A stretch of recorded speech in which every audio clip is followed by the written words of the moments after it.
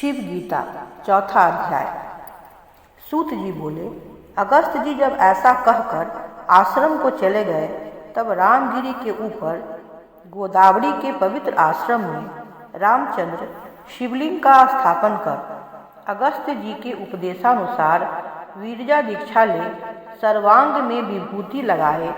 रुद्राक्ष के आभरण पहने, शिवलिंग को गोदावरी के पवित्र जलों से अभिषेचित कर वन के उत्पन्न हुए फूलों और फलों से उनका पूजन कर भस्म लगाए, भस्म पर ही शयन करते,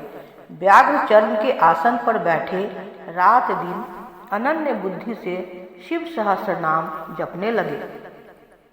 1 महीने तक फलाहार, 1 महीने तक पत्तों का भोजन, 1 महीने तक जलपान और 1 महीना पवन का आहार कर रहे। शांत अंतःकरण, इंद्रियों को जीते, प्रसन्न मन महेश्वर का ध्यान किए, उनको हृदय कमल में विराजमान किए, अर्धांग में पार्वती को धारण किए, 4 भुजा, 3 नेत्र, बिजली के समान पीली जटाधारे, करोड़ों सूर्य के समान प्रकाशमान, कोटि चंद्रमा के समान शीतल, संपूर्ण गहने पहने, सर्पों का यज्ञोपवीत व्याघ्र चर्म ओढ़े, भक्तों के अभयदाता वरदायक मुद्रा धारण किए, व्याघ्र चर्म का ही दुपट्टा ओढ़े, देवता और असुरों से नमस्कार पाए, पंचमुख चंद्रमा मस्तक पर धारे, त्रिशूल और डमरू लिए, नित्य अविनाशी शुद्ध अक्षय निर्विकार एक रूप शिव जी का इस प्रकार नित्य ध्यान करते 4 महीने बीत गए। तब प्रलयकालिक समुद्र के समान भयंकर शब्द हुआ, जिस प्रकार से समुद्र मंथन के समय मंदराचल के बिलोने से ध्वनि उठी थी। त्रिपुरासुर के जलाने के समय शिव जी के बाण की अग्नि के समान भयंकर महाशब्द सुनकर रामचंद्र चकित होते हुए जब तक गोदावरी के तटों की ओर दृष्टि करते हैं, तब तक भयंकर महातेज पुंज विप्र रामचंद्र के आगे उपस्थित हुआ। उसी तेज से चकित होकर रामचंद्र जी को 10 दिशाएं न सूझी। हे द्विश्रेष्ठ,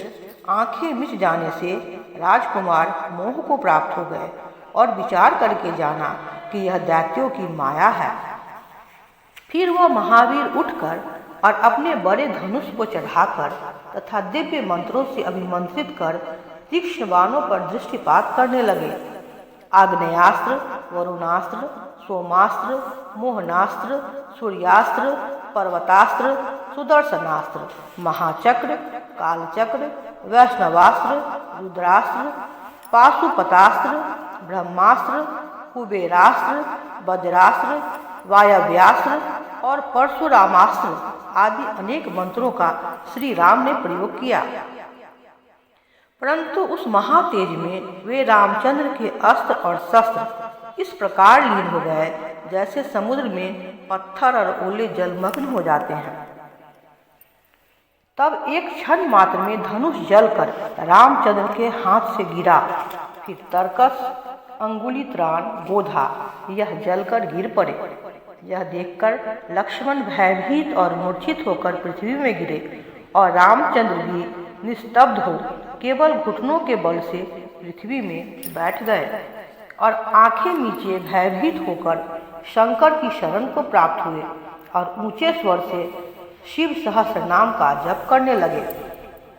और शिव जी को पृथ्वी में दंडवत प्रणाम बारंबार किया। तब फिर पहले के समान दिग्मंडल को शब्दायमान करने वाला शब्द हुआ। उस घोर शब्द से पृथ्वी चलायमान और पर्वत कंपित हुए। तब फिर क्षण मात्र में वह तेज चंद्रमा के समान शीतल हो गया। इतने में रामचंद्र नेत्र खोलकर देखते हैं तो तब तक ही उन्होंने संपूर्ण भूषण धारण किए वृषभ का दर्शन किया, जिसका रंग अमृत के मथने से उत्पन्न हुए मक्खन के पिंड के समान श्वेत है, जिसके श्रृंगार में सुवर्ण में बंधी मरकत मणि शोभित होती है। नीलमणि के समान नेत्र, हर्षकंठ सामड़ा से विभूषित, रत्नों की खोगीर से शोभित जो कि श्वेत चामरों से युक्त है। घर घर शब्द वाली घंटिकाओं से 10 दिशाओं को परिपूर्ण करते हुए वृषभ पर चढ़े स्फटिक मणि के समान शुभ्र कांति महादेव जी, जो कि करोड़ों सूर्य के समान प्रकाशमान, करोड़ों चंद्रमाओं के समान शीतल, व्याघ्र चर्म का वस्त्र धारण किए, नागों का यज्ञोपवीत पहने, संपूर्ण अलंकारों से युक्त, बिजली के समान पीली जटाधारे, नीलकंठ, व्याघ्र का चर्म ओढ़े, चंद्रमा मस्तक पर विराजमान, अनेक प्रकार के शस्त्रों से युक्त, 10 बाहु, 3 नेत्र, युवावस्था पुरुषों में श्रेष्ठ सच्चिदानंद स्वरूप तथा निकट बैठी हुई पूर्ण चंद्रमुखी नीलकमल के समान अथवा मरकत मणि के समान सुंदर शरीर वाली, मोतियों के आभरणों से युक्त, तारों से युक्त रात्रि की समान शोभित तथा विंध्य पर्वत की समान ऊंचे स्तनभार से नम्र है या नहीं, ऐसे संदिग्ध मध्य भाग में सुंदर है वस्त्र जिसका, और दिव्य आभूषणों से युक्त, कस्तूरी आदि दिव्य सुगंध लगाए, दिव्य मालाधारे, नील कमल के समान नेत्र, टेढ़ों केशों से शोभित, मुख में तांबूल खाने से शोभित अधरोष्ट वाली, शिव जी के आलिंगन से उत्पन्न हुए रोमांच शरीर वाली, सच्चिदानंद रूप त्रिलोकी की माता, सब सुंदर पदार्थों के सार की मूर्तिमान पात्र पार्वती को रामचंद्र ने देखा। इसी प्रकार अपने अपने वाहन पर चढ़े, आयुध हाथ में लिए, बृहद्रथ अंतरादि सामगायन करते, अपने अपनी स्त्रियों से युक्त, इंद्रादि दिक्पालों से सेवित और सबसे आगे गरुड़ पर चढ़े, शंख चक्र गदा और पद्मधारे, नील मेघ के समान शरीरधारी, बिजली के समान कांतिमान, लक्ष्मी से युक्त, एकाग्र चित्र से रुद्राध्याय का पाठ करते हुए जनार्दन और पीछे हंस पर चढ़े हुए चतुर्मुखी ब्रह्मा जी को देखा। चारों मुखों से ऋक्, यजु, साम और अथर्व, इन 4 वेदों तथा रुक्त सूक्त का जप करते, बड़ी दाढ़ी और जटा धारण किए, सरस्वती सहित महेश्वर की स्तुति करते। इसी प्रकार अथर्व शीर्ष के मंत्रों से स्तुति करते हुए मुनि मंडल और गंगादि नदियों से युक्त नीलवर्ण सागर, श्वेताश्वतर के मंत्रों से शिव जी को स्तुति करते, कैलाश पर्वत के समान अनंतादि महानाग, रत्नों से विभूषित कैवल्य उपनिषद पाठ करते, स्तुति करते, सुवर्ण की छड़ी हाथ में लिए नंदी के आगे स्थित हुए। दक्षिण की ओर पर्वत के समान मूषक पर चढ़े गणेश जी और उत्तर की ओर मयूर पर चढ़े कार्तिकेय, महाकाल और चंडेश्वर पार्षदगण, सेना नायक भयंकर मूर्तिधारे, इधर उधर स्थित दावाग्नि के समान दीप्तिमान, दूर स्थित कालाग्नि रुद्र, 3 चरण हैं जिसके, और कुटिल मूर्ति वाले प्रमथगण तथा उनके अग्रभाग में नृत्य करने वाले भृंगी ऋटि, ऐसे अनेक मूर्ति वाले करोड़ों प्रमथगण